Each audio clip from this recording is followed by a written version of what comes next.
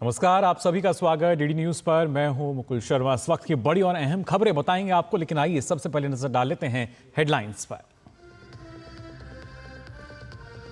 प्रधानमंत्री नरेंद्र मोदी कुवैत दौरे के लिए हुए रवाना। पीएम ने कुवैत यात्रा से दोनों देशों के बीच के विशेष संबंधों के मजबूत होने की जताई उम्मीद।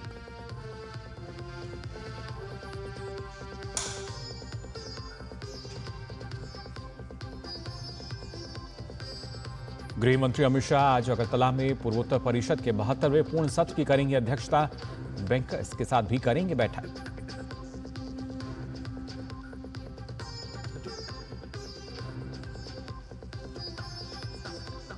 जीएसटी काउंसिल की 55वीं बैठक जैसलमेर में आज। बैठक में जीवन व स्वास्थ्य बीमा प्रीमियम पर कर की दर कम करने पर हो सकता है विचार।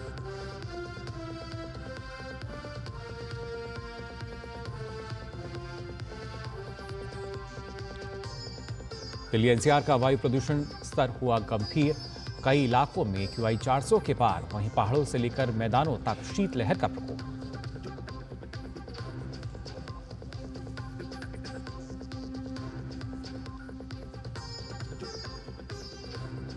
इजरायल के सैन्य ठिकानों पर हुती विद्रोहियों का मिसाइल हमला। 14 लोग घायल। मजबूत रक्षा कवच आयरन डोम मिसाइल को इंटरसेप्ट करने में रहा नाकाम।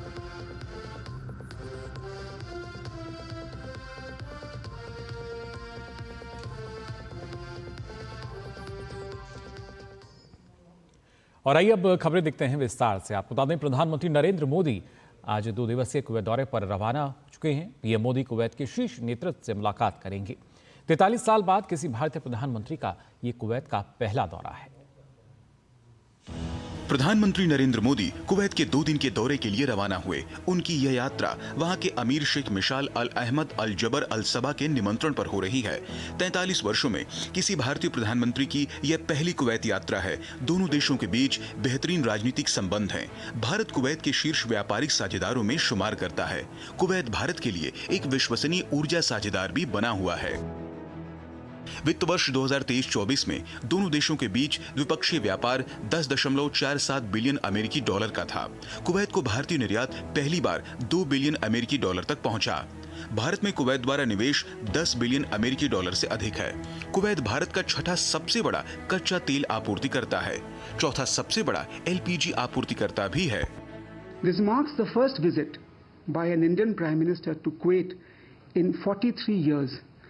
And therefore assumes considerable significance. India and Kuwait share an age-old bond characterized by historical ties, robust economic exchanges, and vibrant cultural connections.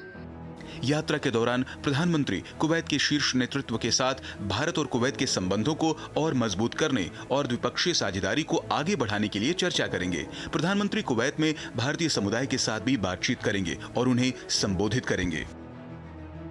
बहुत ही उत्साहित है लोग। इतने सालों के बाद एक इतना इम्पोर्टेंट विजिट हो रहा है। And as I have said in other places as well, he is like a rock star in the world of politics. सारे लोगों में बहुत सारी उत्साह है और प्रेरित है। उनकी जब प्रशंसा में लोग थक नहीं रहे अभी फिलहाल। एंड लाइक जैसे Kuwaiti, not just Indian but Kuwaiti में भी इतनी उत्साह है कि लेकिन उनके प्रधानमंत्री आ रहे हैं यहाँ पे। कुवैत के और हमारे भारत के संबंध बहुत ज़्यादा अच्छे हैं और प्रधानमंत्री जी के आने से वो जो संबंध है वो डबल अप हो जाएंगे। भारत और कुवैत के बीच पारंपरिक रूप से घनिष्ठ और मैत्रीपूर्ण संबंध है। भारत कुवैत के शीर्ष व्यापारिक साझेदारों में से भी एक है। वहीं भारतीय समुदाय कुवैत में सबसे बड़ा प्रवासी समुदाय है। 4 दशक के लंबे इंतजार के बाद कोई भारतीय प्रधानमंत्री कुवैत की यात्रा पर आ रहे हैं। पीएम मोदी की इस यात्रा से भारत और कुवैत के संबंधों को नई ऊंचाई मिलेगी। वहीं यहां रह रहे भारतीय समुदाय में भी पीएम मोदी की इस यात्रा को लेकर काफी उत्साह है। कैमरामैन राजेश रेकी के साथ मैं चंद्रशेखर जोशी, कुवैत सिटी से डीडी न्यूज के लिए। आपको बता दें, प्रधानमंत्री नरेंद्र मोदी ने कुवैत की यात्रा पर रवाना होने से पूर्व प्रस्थान वक्तव्य जारी किया। उन्होंने पीएम मोदी ने अपने बयान में कहा कि आज मैं कुवैत राज्य के अमीर आमहीम शेख मिशल अल अहमद अल जाबिर अल सबा के निमंत्रण पर कुवैत की 2 दिवसीय यात्रा पर जा रहा हूं। पीढ़ियों से चले आ रहे कुवैत के साथ ऐतिहासिक संबंध भारत के दृष्टिकोण से बहुत ही महत्वपूर्ण हैं। हम न केवल मजबूत व्यापार और ऊर्जा साझेदार हैं, बल्कि पश्चिम एशिया क्षेत्र में शांति, सुरक्षा, स्थिरता और समृद्धि में हम साझा विचार रखते हैं। मैं कुवैत के महामहिम अमीर, क्राउन प्रिंस और प्रधानमंत्री के साथ अपनी बैठकों की प्रतीक्षा कर रहा हूं। ये दोनों देशों के लोगों के लिए बहुत लाभकारी सिद्ध होगा। ये यात्रा दोनों देशों के बीच भविष्य की रूपरेखा तैयार करने का काम करेगी। कुवैत में भारतीय प्रवासियों से मिलने के लिए उत्सुक हूं, जिन्होंने दोनों देशों के बीच मैत्री के बंधन को मजबूत करने में बहुत योगदान दिया है। अरेबियन गल्फ कप के उद्घाटन समारोह में मुझे आमंत्रित करने के लिए मैं कुवैत के नेतृत्व के प्रति आभार व्यक्त करता हूं। मैं एथलेटिक उत्कृष्टता और क्षेत्रीय एकता के इस उत्सव का हिस्सा बनने के लिए उत्सुक हूं। मुझे विश्वास है कि ये यात्रा भारत और कुवैत के लोगों के बीच विशेष संबंधों और मित्रता के बंधन को और मजबूत करेगी। और भारत और कुवैत के बीच जो ऐतिहासिक संबंध हैं, आइए इन संबंधों पर भी नजर डालते हैं। भारत कुवैत संबंध साझा इतिहास, व्यापारिक संबंध और सांस्कृतिक साझेदारी पर आधारित हैं। दोनों देशों के बीच कुवैत जो है वो भारत के प्रमुख व्यापारिक साझेदारों में शामिल है, यानी जो शीर्ष व्यापारिक साझेदार हैं उनमें से एक है। भारत का 6वां सबसे बड़ा कच्चे तेल आपूर्तिकर्ता है कुवैत। 2023 और 24 की अगर बात की जाए तो द्विपक्षीय व्यापार 10.47 अरब अमेरिकी डॉलर पहुंचा था। भारत और कुवैत के बीच सांस्कृतिक संबंध भी सुदृढ़ हैं और लगातार इनको मजबूती जो है वो मिलती हुई नजर आ रही है। मई 2023 की बात करें तो कुवैत में भारतीय संस्कृति महोत्सव का आयोजन हुआ, जो कि दर्शाता है किस तरीके से दोनों देशों की जो संस्कृति है, किस तरह का उसका महत्व है। अप्रैल 2024 की बात करें तो कुवैत राष्ट्रीय रेडियो पर हिंदी कार्यक्रम की शुरुआत हुई। कुवैत के अंदर की आबादी का एक बड़ा हिस्सा प्रवासी भारतीयों का है। बड़ी संख्या में वहां पर प्रवासी भारतीय निवास करते हैं। भारतीय समुदाय दोनों देशों के बीच संबंधों का एक बड़ा आधार है जो प्रवासी भारतीय हैं। और खासतौर से कुवैत में भारतीय समुदाय का आकार की जब हम बात करते हैं, लगभग ये 1 मिलियन है। 43 वर्षों बाद भारतीय प्रधानमंत्री की कुवैत की पहली राजकीय यात्रा कई मायनों में इसलिए ऐतिहासिक हो जाती है। 2024 पीएम मोदी और कुवैत के क्राउन प्रिंस के बीच न्यूयॉर्क की अगर बात करें तो वहाँ पे संयुक्त राष्ट्र महासभा के दौरान मुलाकात हुई थी। और अब फिलहाल प्रधानमंत्री कुवैत के लिए रवाना भी हो चुके हैं। और वहीं आइए खबरों में आगे बढ़ते हैं। जीएसटी काउंसिल की 55वीं बैठक आज जैसलमेर में होगी। बैठक के दौरान विभिन्न सत्र होंगे। निर्मला सीतारमण की अध्यक्षता में इस बैठक में केंद्र और राज्य के मंत्री, वित्त विशेषज्ञ और अधिकारी शामिल होंगे। बैठक में आगामी वित्तीय वर्ष 2025 और 26 के आम बजट के लिए वित्त विशेषज्ञों के सुझाव लिए जाएंगे। बैठक में जीवन व स्वास्थ्य बीमा प्रीमियम पर कर की दर कम करने, महंगी कलाई घड़ियों, जूतों और परिधानों पर कर की दर बढ़ाने तथा अहितकर वस्तुओं के लिए अलग से 35% कर लगाने पर विचार किया जा सकता है। केंद्रीय वित्त मंत्री निर्मला सीतारमण की अध्यक्षता में जीएसटी परिषद की 55वीं बैठक में करीब 148 वस्तुओं में दर फेरबदल पर चर्चा होने की संभावना है। इसके अलावा विमानन उद्योग की परिचालन लागत के एक प्रमुख घटक एविएशन टरबाइन ईंधन यानी ईटीएफ को जीएसटी के दायरे में लाने पर भी विचार विमर्श किया जाएगा। स्विगी और जोमेटो जैसे खाद्य वितरण मंचों पर जीएसटी दरों को वर्तमान में 18% आईटी के साथ घटाकर 5% करने का भी प्रस्ताव है। सूत्रों की माने तो फिटमेंट कमेटी ने इस्तेमाल की गई इलेक्ट्रिक गाड़ियों के साथ साथ छोटे पेट्रोल तथा डीजल वाहनों की बिक्री पर मौजूदा 12% से 18% तक की दर बढ़ाने का प्रस्ताव रखा है।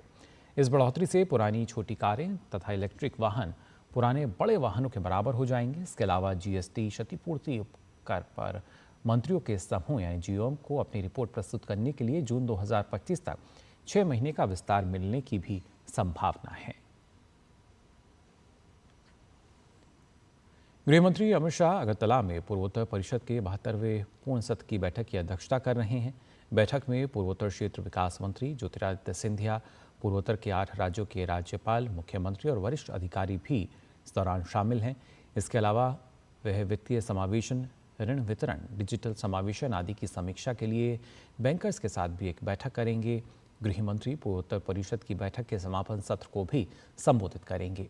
गृह मंत्री कल बुरहापारा में ब्रू शिविरों का भी दौरा करेंगे।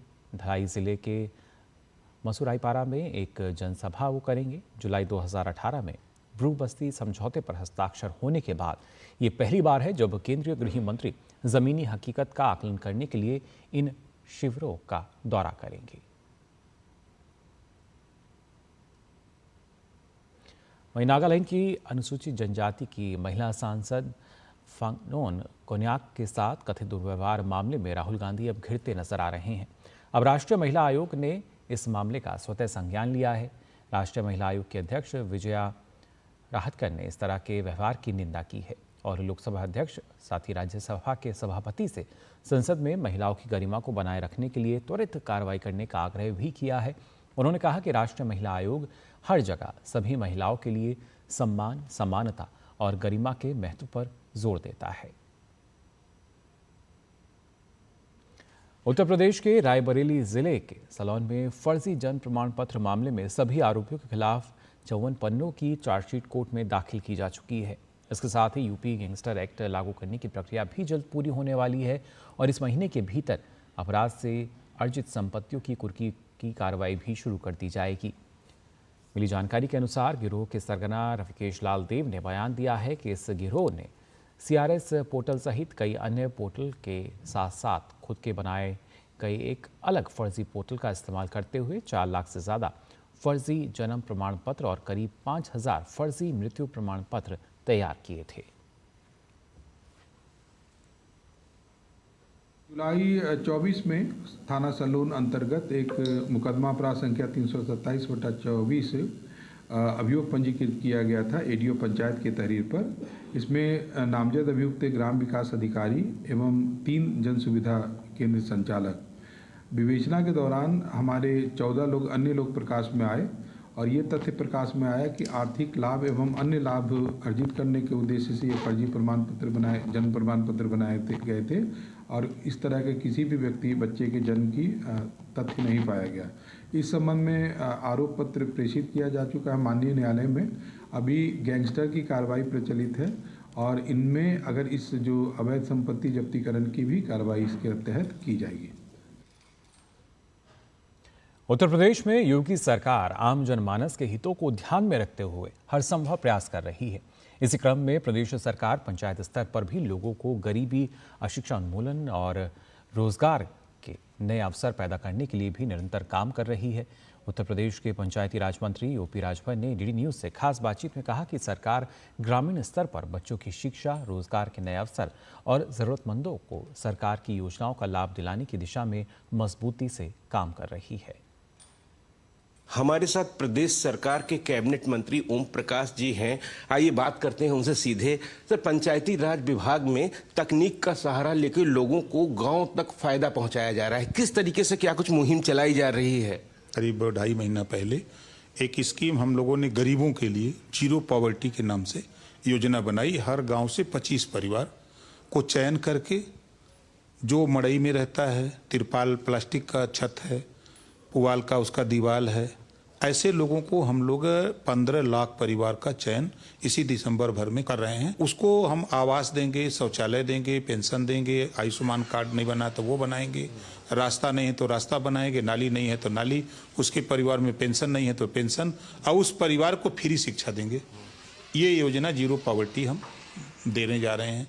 दूसरा, क्योंकि राष्ट्रपिता महात्मा गांधी जी की सोच स्वच्छ भारत, एक ई रिक्शा टाली हर गांव में प्रधान के माध्यम से दे करके उनको देके हर गांव में डोर टू डोर हम कचरा इकट्ठा करते हैं, RRC सेंटर पर ले जाते हैं, उसकी छटाई करके जो जिस तरह का होता है उसको उस तरह करके वहाँ खाद भी बनती है। उससे जैसे प्लास्टिक है तो बिक जाता है, तो उसमें 4 कर्मचारियों को हम रोजगार भी देते हैं हर गाँव में। डिजिटल इंडिया के माध्यम से प्रत्येक गाँव में लोगों को लाभ मिले, तकनीकी का भी सहारा लें, क्योंकि अब उनको चक्कर शहरों या मुख्यालय के ना उठाने पड़े, उसके मद्देनजर आप लोगों ने बड़ा काम किया है। डिजिटल लाइब्रेरी, वहाँ इंटरनेट भी उसको मिलेगा, कंप्यूटर फ्री मिलेगा पढ़ने के लिए, किताब वो जिस भी शिक्षा को हासिल करना चाहे उसकी बुकलेट वहाँ उसको बुक मिलेगी और वो 4 घंटा, 3 घंटा, 5 घंटा वो फ्री पढ़ेगा। ये व्यवस्था उत्तर प्रदेश के 58,000 गाँवों में हम देने जा रहे हैं, शुरू कर दिए हैं। जहां हो गया वहां काम चालू है, जहां नहीं है उसको बना करके हम उसको व्यवस्थित देने जा रहे हैं। निश्चित रूप से आने वाले समय में उत्तर प्रदेश को गरीबी मुक्त बनाना है, जिसके लिए कार्य काफी तेजी से किया जा रहा है। कैमरामैन दिनेश सिंह के साथ विकास सिंह, डीडी न्यूज, लखनऊ। और बुलेटिन में फिलहाल हम यहाँ रुक रहे हैं छोटे से ब्रेक के लिए, जल्द हाजिर होते हैं।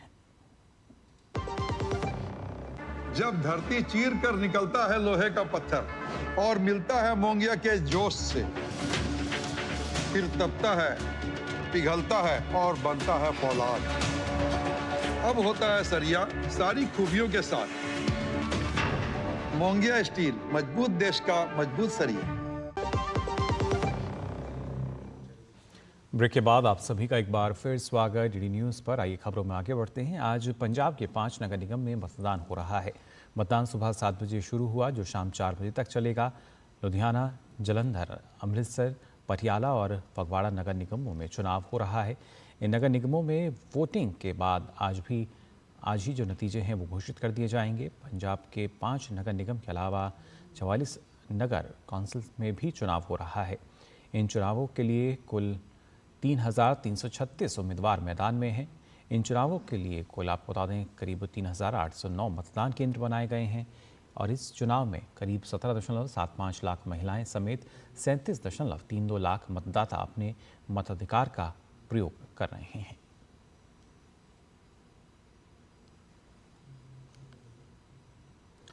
और आइए खबरों में आगे बढ़ते हैं, बात करते हैं राजधानी दिल्ली की आबो हवा की। जो अब हालत है वो लगातार बिगड़ती जा रही है और फिलहाल ये बहुत ही गंभीर है।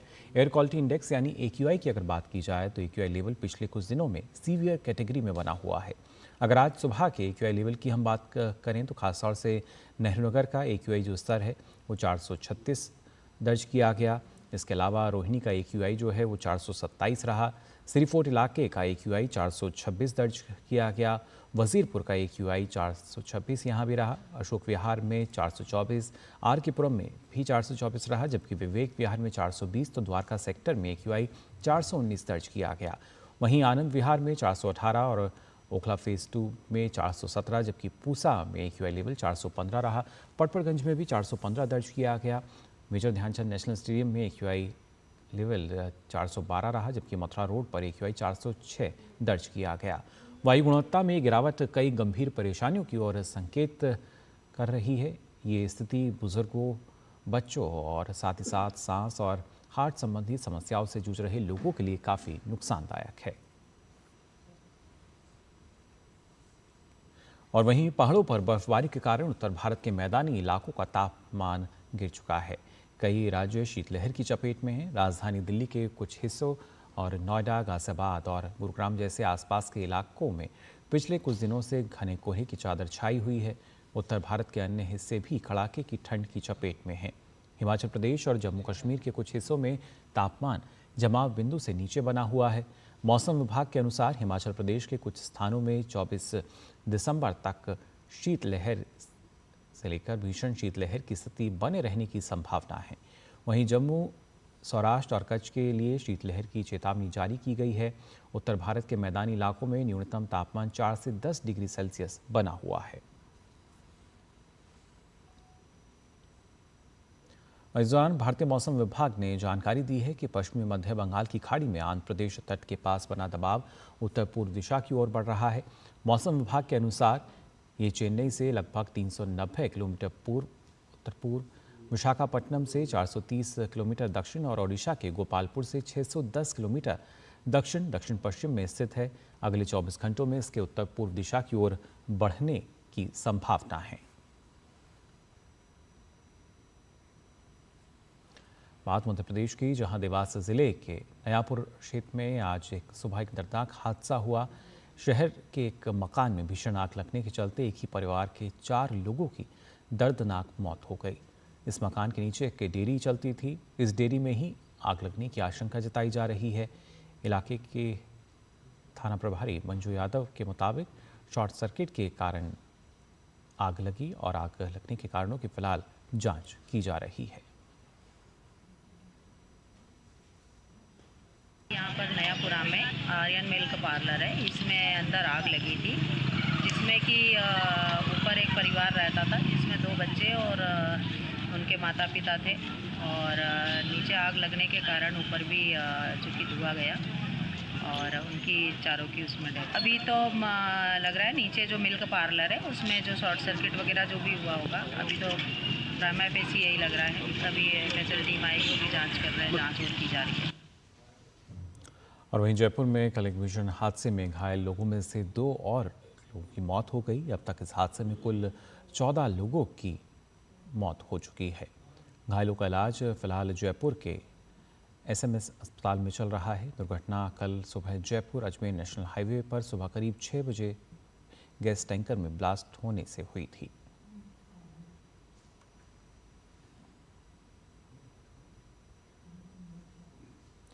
प्रधानमंत्री नरेंद्र मोदी ने अपने सोशल मीडिया हैंडल एक्स पर रण उत्सव से जुड़ा एक वीडियो साझा किया है। उन्होंने इस वीडियो को साझा करते हुए लिखा कि कच्छ आप सभी का इंतजार कर रहा है। सफेद रण का ये संसार जहां उगते सूरज की किरणें लेती हैं विस्तार और है पूनम की शीतल चांदनी शानदार। कच्छ की समृद्ध परंपरा और संस्कृति, विश्व स्तरीय पर्यटन सुविधाएं, इन सब का संगम है ये महोत्सव रणोत्सव। यहाँ की शानदार टेंट सिटी का लक्जरी से भरा अनुभव आपको बुलाता है तो क्राफ्ट बाजार में कच्छ की आर्ट एंड क्राफ्ट की सुंदरता आपको बांध लेती है।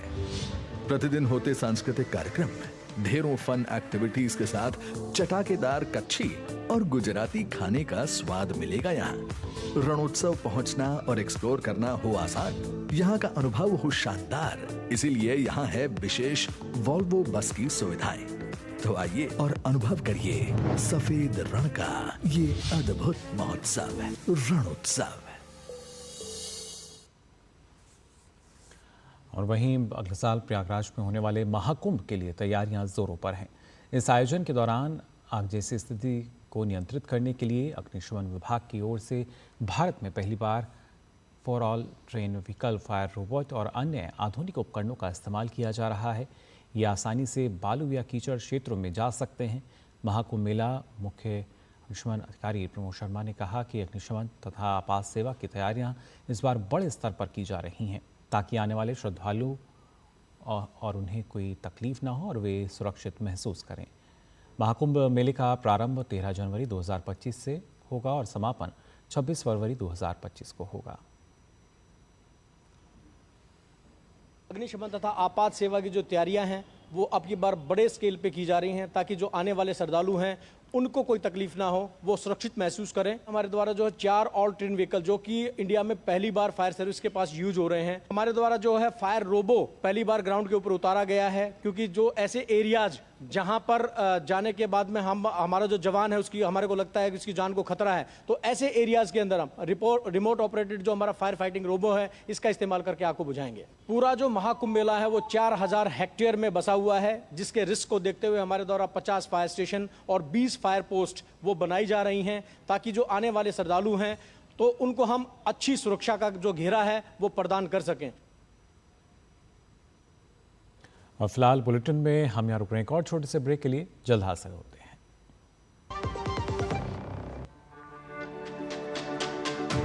मेरी पसंद, मेरी पसंद, मेरी पसंद, मेरी पसंद, हमारी पसंद, हम सबकी पसंद। मजबूत देश का मजबूत सरिया मोंगिया स्टील। ब्रेक के बाद आप सभी का एक बार फिर स्वागत। डीडी न्यूज़ पर आइए खबरों में आगे बढ़ते हैं। बात करते हैं इसराइल की राजधानी तेल अवीव की, जहां तड़के सुबह मिसाइल हमलों से जो इलाका है वो गूंज उठा। ये मिसाइलें यमन के हुती विद्रोहियों की तरफ से दागी गई थी। हमले में 14 नागरिक घायल हुए हैं। इसराइल का आयरन डोम में मिसाइल को पकड़ने में नाकाम रहा। शनिवार को तेल अवीव में सुबह 3:47 पर अचानक से सायरन बजने लगा। एक जोरदार विस्फोट की आवाज़ सुनाई दी। इजरायली वायुसेना ने मिसाइल हमले की पुष्टि की और आयरन डोम के द्वारा मिसाइलों को इंटरसेप्ट नहीं करने की बात भी स्वीकार की। यमन में हौसी विद्रोहियों के प्रवक्ता ने अपने बयान में कहा है कि तेल अवीव में हमने इजराइल के सैन्य ठिकानों पर हमला किया।